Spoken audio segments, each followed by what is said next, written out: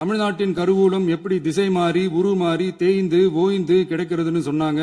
திசை மாறி உருமாறி தேய்ந்து ஓய்ந்துன்னு வசனம் மாதிரி ரைமிங்கா இல்லாம வளமான இலக்கியமா இதே சபையில பேசினவங்களோட திறமையான ஆட்சியில நடந்த நிதி மேலாண்மையை பத்தி வெள்ளை அறிக்கையா வெளியிட்டோம். வெள்ளை அறிக்கை வந்ததிலிருந்தே கண்ணை கட்டுதுங்க. அந்த காலத்துலதான் பிள்ளையோ பிள்ளை தொல்லையோ தொல்லைன்னு சொன்னாங்க. அதே மாதிரி தாங்க அவங்க ஆட்சியாலையும் அவங்களாலையும் இன்னைக்கு தமிழ்நாட்டுக்கே தொல்லையோ தொல்லை. இப்படி ஒரு நிலைமையை உண்டாக்கி வச்சுட்டு இவங்க சொல்றாங்க நமக்கு ஆட்சி செய்ய தெரியாதுன்னு. நம்ம அமைச்சர்களுக்கும் நம்ம சட்டமன்ற உறுப்பினர்களுக்கும் ஒன்னும் தெரியாதுன்னு. ஆமாங்க, எங்களுக்கு தெரியாதுதான். எங்க சட்டமன்ற உறுப்பினர்களுக்கும் அமைச்சர்களுக்கும் மக்கள் பணி செய்ய தெரிஞ்ச அளவுக்கு மக்கள் பணத்தை சுருட்ட தெரியாதுதான்.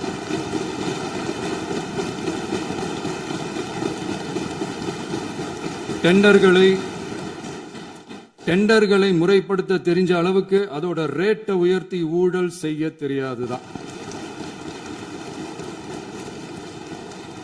பதவி உயர்வு வழங்கவும் பணி இடமாற்றம் கலந்தாய்வு நடத்தவும் தெரியுமே தவிர பதவி உயர்வுக்கும் பணியிட மாற்றத்திற்கும் பணம் பறிக்க தெரியாதுதான். புதிய பணியிடங்கள் உருவாக்க தெரியுமே தவிர அந்த பணியிடங்களை பணத்துக்கு விற்க தெரியாதுதான். கோயில்கள்ல நடக்கிற நிர்வாக சீர்கேட்ட தடுக்க நீங்க பேசுங்க, நீங்க கண்டிப்பா பண்ணுங்க. கோயில்கள்ல நடக்கிற நிர்வாக சீர்கேட்ட தடுக்க தெரியுமே தவிர கோயில் பணத்தை கொள்ளையடிக்க தெரியாதுதான். தங்கத்தை உருக்கி தாரை வார்க்க தெரியாதுதான். கனிம வளத்தை பாதுகாக்க தெரிஞ்ச அளவுக்கு கனிமத்தை வித்து கொள்ளையடிக்க தெரியாதுதான். அரசு வருமானத்தை அரசு கஜானாவுக்கு மாத்த தெரிஞ்ச அளவுக்கு அந்த பணத்தை தனிப்பட்ட கஜானாவுக்கு மடை மாத்த தெரியாதுதான். போதை கலாச்சாரத்தை தடுக்க தெரிஞ்சவங்களுக்கு போதை கலாச்சாரத்தை வளர்க்க தெரியாதுதான். நம்ம குடும்பத்தில் இருக்கிற பாட்டி, அம்மா, அக்கா, தங்கச்சி, குழந்தைங்களை, பெண்களை மதிக்க தெரிஞ்சவங்களுக்கு ஓசி பஸ், 1000 ரூபாய் கேஸ், இப்படிலாம் பேச தெரியாதுதான். எங்க உறுப்பினர்களுக்கும் அமைச்சர்களுக்கும் மக்கள் சேவை தெரிந்த அளவிற்கு சுயநல தேவையை செஞ்சிக்க தெரியாதுதான். அதனாலதான் சொல்றோம், எங்களை பார்த்து எதுவும் தெரியாதுன்னு சொல்றவங்களுக்கு சொல்றோம், இதெல்லாம் எங்களுக்கு தெரியாதுதான். உங்களை மாதிரி முறைகேடுகளை செய்யறத நாங்க தெரிஞ்சுக்கவும் போறதில்ல, தெரிஞ்சுக்கவும் ஆசைப்படல. அத கடைசி வரைக்கும் எங்களுக்கு தெரியாமலே இருந்துட்டு போகட்டும். அதனால நாங்களும் எங்க மக்களும் வெரி வெரி ஹாப்பி தான். என் உயிருக்கு உயிரான என்னோட தோழர்களும் தான் அவங்களோட பலத்தால தான். அன்னைக்கு 1967ல முன்னாள் முதல்வர் மாண்புமிகு அறிஞர் அண்ணா அவர்கள் தலைமையில் அமைஞ்ச சாமானியர்களோட ஆட்சி மாதிரி 1977ல முன்னாள் முதல்வர் மாண்புமிகு புரட்சி தலைவர் எம்ஜிஆர் அவர்கள் தலைமையில் அமைஞ்ச மிக சாமானியர்களோட ஆட்சி மாதிரி இதோ இன்னைக்கு அதே வரிசையில 2026 சட்டமன்ற தேர்தலில் இந்த விஜயோட தோழர்கள் இடம்பெற்ற ஒரு மிக மிக சாமானியர்களின் ஆட்சி அமைஞ்சிருக்கு. வாகை சூடும் வரலாறு திரும்பி இருக்கிறது. இப்படி ஒரு தீர்ப்பை மக்கள் அளிச்சதுனாலதான் தமிழக வரலாற்றில் ஒரு மகத்தான கூட்டணி ஆட்சியை நாம் அமைச்சிருக்கிறோம். இளைஞர்களால என்ன செய்ய முடியும், பெண்களால என்ன செய்ய முடியும்னு கேட்டவங்களுக்கான பதில் தான் இன்னைக்கு அமைஞ்சிருக்கிற நம்ம ஆட்சி. ஒரே ஒரு குடும்பம் மட்டும் முக்கியம்னு சொல்றது நம்மளோட ஆட்சி அதிகார அரசியல் இல்ல. தமிழ்நாட்டில் இருக்கிற ஒவ்வொரு குடும்பமும் முக்கியம்னு சொல்றது தான் நம்ம அரசியல். நம்மளோட ஆட்சி அதிகாரம் அதான் நம்மளோட மனசாட்சி உள்ள மக்கள் ஆட்சி. இந்த 2026 தேர்தலில் யாராலும் உடைக்கவே முடியாதுன்னு சொன்ன மதத்தை உடைச்சோம், சாதியை உடைச்சோம், முக்கியமா காசு கொடுத்து ஓட்டு வாங்குற ஒரு நச்சு கலாச்சாரத்தையே சுக்கு நூறா தூள் தூளா உடைச்சிருந்தோம். நாம கிளீன் கவர்னன்ஸ் அண்ட் குட் கவர்னன்ஸ்ல உறுதியா இருக்கிறோம். இப்ப மட்டும் இல்ல, எப்பவுமே இப்படிதான் இருப்போம். இதுல 100% இது உண்மைன்றதுனாலதான் பாரம்பரியமான தினத்தந்தி பத்திரிகை ஊழலின் ஊற்றுக்கண் அடைக்கப்படுகிறதுன்னு 16/6/2026 அன்னைக்கு ஒரு தலையங்கமே எழுதியிருக்கு. ஒரு தவறு செய்தால் அது தெரிந்து செய்தால் அவன் தேவன் என்றாலும் விடமாட்டேன் என்று எம்ஜிஆர் அன்று பாடினார். அதை இன்று விஜய் செயலில் காட்டுகிறார்னு அந்த எடிட்டோரியல்ல எழுதியிருக்கு. இந்த நேரத்தில் தினத்தந்திக்கு நம்மளோட நன்றியை தெரிவிச்சுக்கிறோம். அரசியலுக்கு வந்து 2 வருஷம் தான் ஆகுது, உங்களுக்கு என்ன தெரியும், உங்களால என்ன முடியும்னு கேலியா கேட்டவங்களுக்கு தினத்தந்தியோட பதிலை இப்போதைக்கு போதும்னு நினைக்கிறேன். என்னென்னமோ செய்வான்னு சொல்றானே இந்த விஜய், பல வருஷமா இருக்கிற ஒரு பதவி வெறி பிடிச்ச அரசியலை உடைச்சி எப்படி செய்வான்னு நம்ம மக்களை யோசிச்சிருவாங்க.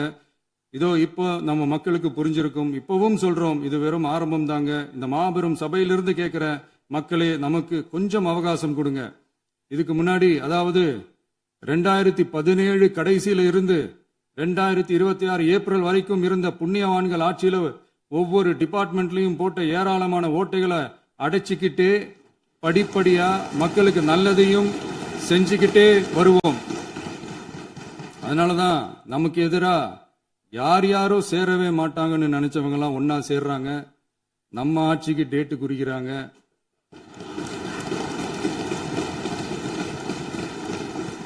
சரி, அவங்கள நம்ம மக்களே பார்த்துப்பாங்க, அது விடுங்க. நாம ஆட்சிக்கு வந்து சரியா 40 நாள் ஆகுது. அதுக்குள்ள என்ன செஞ்சீங்கன்னு கேக்குறாங்க. ஒரு லிஸ்ட் ஒன்னு சொல்றேன் கேளுங்க.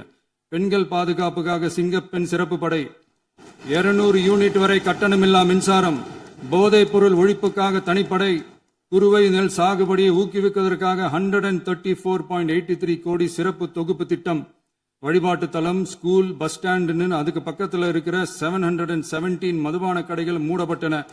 அங்க வேலையில் இருந்தவர்களுக்கு வேறு கடைகளில் வேலை, கவனிக்கப்படாமல் விடப்பட்ட அம்மா உணவகங்கள் புதுப்பிக்கப்பட்டன. பத்திரப்பதிவு துறையில் பகல் கொள்ளைக்கு புல் ஸ்டாப் வைக்கப்பட்டுள்ளது.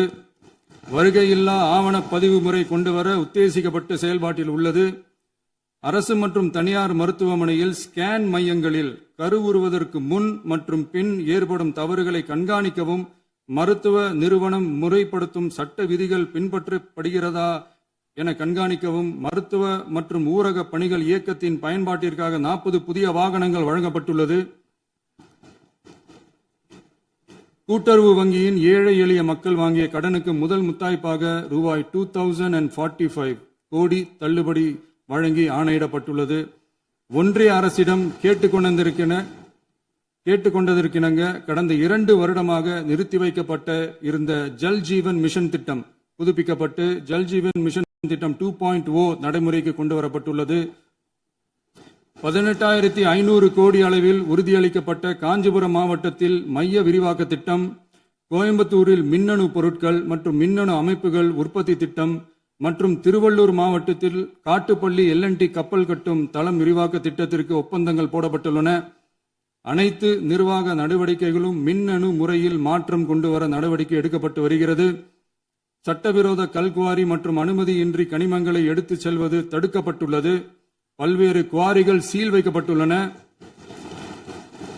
கனிமங்களை கண்காணிப்பது, எல்லைகளை நிர்ணயிப்பது மற்றும் ஆளில்லா விமானம் மூலம் அளவீடு செய்வது போன்றவற்றை செயல்படுத்துவதற்கான பணிகள் மேற்கொள்ளப்பட்டு வருகின்றன. அனைத்து துறைகளிலும் அலுவலர் தலையீடு இல்லாமல் லஞ்ச லாவண்யமற்ற தமிழகத்தை உருவாக்க அனைத்து நடவடிக்கைகளும் முடுக்கிவிடப்பட்டுள்ளது. இதெல்லாம் சாம்பிள் தான், இன்னும் இருக்கு. இந்த வெறும் 40 நாளுக்குள்ளேயே இவ்வளவு செஞ்சிருக்கோம்னா, இனி வர்ற நாட்கள்ல கொஞ்சம் கொஞ்சமா படிப்படியா ஸ்டெடியா உழைச்சி லஞ்சலாவணம் இல்லாத, ஊழல் இல்லாத, பெண்களுக்கு பாதுகாப்பான, சுதந்திரமான, டிரான்ஸ்பரண்டான தமிழ்நாட்டை நம்ம சொந்தங்களான தமிழக மக்களுக்கு தர்றது தான் நம்மளோட ஒன் அண்ட் ஒன்லி டார்கெட். கண்டிப்பா அதை நிறைவேற்றியே காட்டுவோம். 8 கோடி மக்கள் நம்மளோட இருக்கிறப்போ ஏங்க அதை செய்ய முடியாது? மாண்புமிகு பேரவைத் தலைவர் அவர்களே, தமிழ்நாட்டின் கருவூலம் எப்படி திசை மாறி உருமாறி தேய்ந்து ஓய்ந்து கிடக்கிறதுன்னு சொன்னாங்க. திசை மாறி உருமாறி தேய்ந்து ஓய்ந்துன்னு வசனம் மாதிரி ரைமிங்கா இல்லாம வளமான இலக்கியமா இதே சபையில பேசினவங்களோட திறமையான ஆட்சியில நடந்த நிதி மேலாண்மையை பத்தி வெள்ளை அறிக்கையா வெளியிட்டோம். வெள்ளை அறிக்கை வந்ததிலிருந்தே கண்ணை கட்டுதுங்க. அந்த காலத்துலதான் பிள்ளையோ பிள்ளை தொல்லையோ தொல்லைன்னு சொன்னாங்க.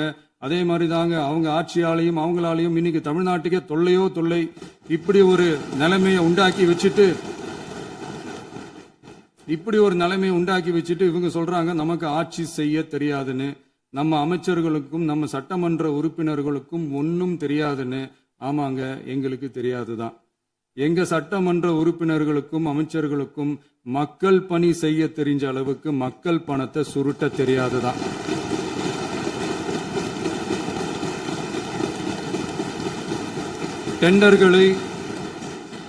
டெண்டர்களை முறைப்படுத்த தெரிஞ்ச அளவுக்கு அதோட ரேட்டை உயர்த்தி ஊழல் செய்ய தெரியாதுதான்.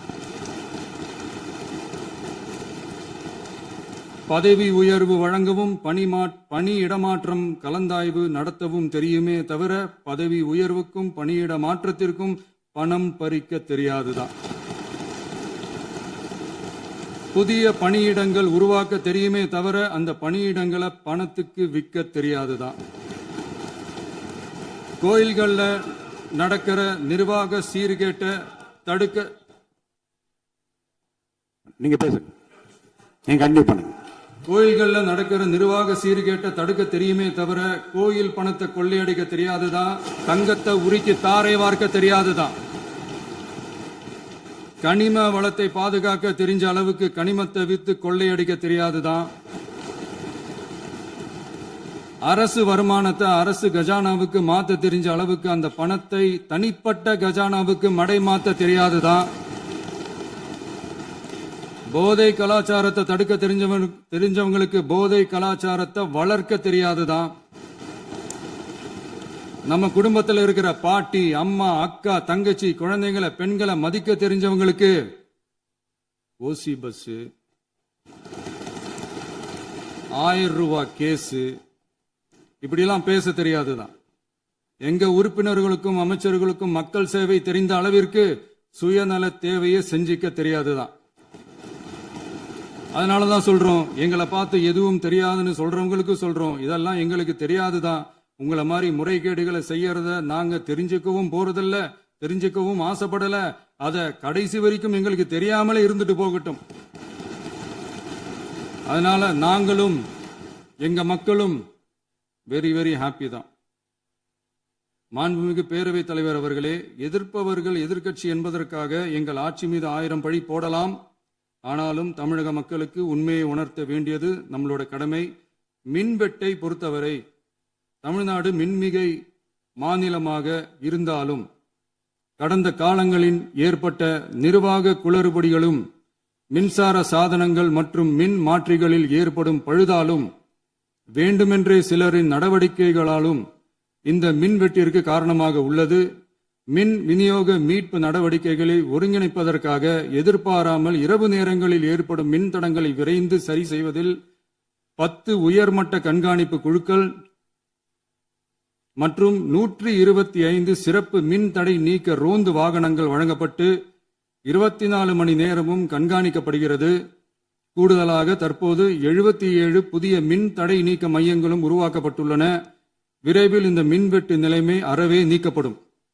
மாண்புமிகு பேரவைத் தலைவர் அவர்களே, நம்ம விவசாயிகள் எல்லாரும் நம்மளை நல்லா புரிஞ்சுக்கிட்டு தமிழக வெற்றி கழகத்தை ஏத்துக்கிட்டாலும் எதிர்கட்சிகளோட தூண்டுதலால சில இடங்கள்ல சில போராட்டங்கள் நடக்குது.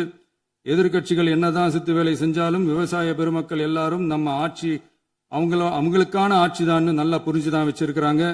இந்த வருஷம் எல்னினோ விளைவா எப்பவும் இருக்கிறத விட இந்த டைம் மழை குறையுங்கிறதையும் நம்ம விவசாயிகள் உணர்ந்துதான் இருப்பாங்க.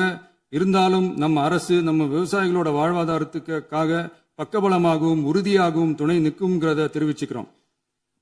நம்ம தமிழகத்தில் ஏற்கனவே நடந்த அதி அற்புதமான சூப்பரான நிர்வாக திறன் கொண்ட 50 வருஷ அரசியல் அனுபவம் கொண்ட 2.0, 3.0, 4.0 பல 0.0 மாடல் ஆட்சி நடத்த கனவு கண்டவங்களோட அட்டகாசமான ஆட்சிக்காரங்க பல்வேறு விதமான நிதி நெருக்கடியை நம்ம மக்களுக்கும் நமக்கும் பரிசா கொடுத்துட்டு போய் இருந்தாலும் கூட்டுறவு வங்கிகளின் மூலம் 75,000 வரை பயிர்கடன் பெற்று குறு சிறு இதர பெரு விவசாயிகளுக்கு 100% முழுமையான பயிர்கடன் தள்ளுபடியும் 75,000க்கு மேல் கடன் பெற்றவர்களுக்கு குறைந்தபட்சமாக 35,000 பண பயன் கிடைக்கும் அளவிற்கு மொத்தம் 14,43,504 விவசாயிகளுக்கு ரூபாய் 5,932.23 கோடி பயிர்கடன் தள்ளுபடி வழங்கப்பட்டுள்ளது. மாண்புமிகு பேரவைத் தலைவர் அவர்களே, நாம ஒன்றியத்தில் கூட்டுறவு கூட்டாட்சி, மாநிலத்தில் சுயாட்சி என்ற கொள்கையை கொண்டவங்க தான் ஏற்கனவே அறிவிச்சிருக்கிறோம்.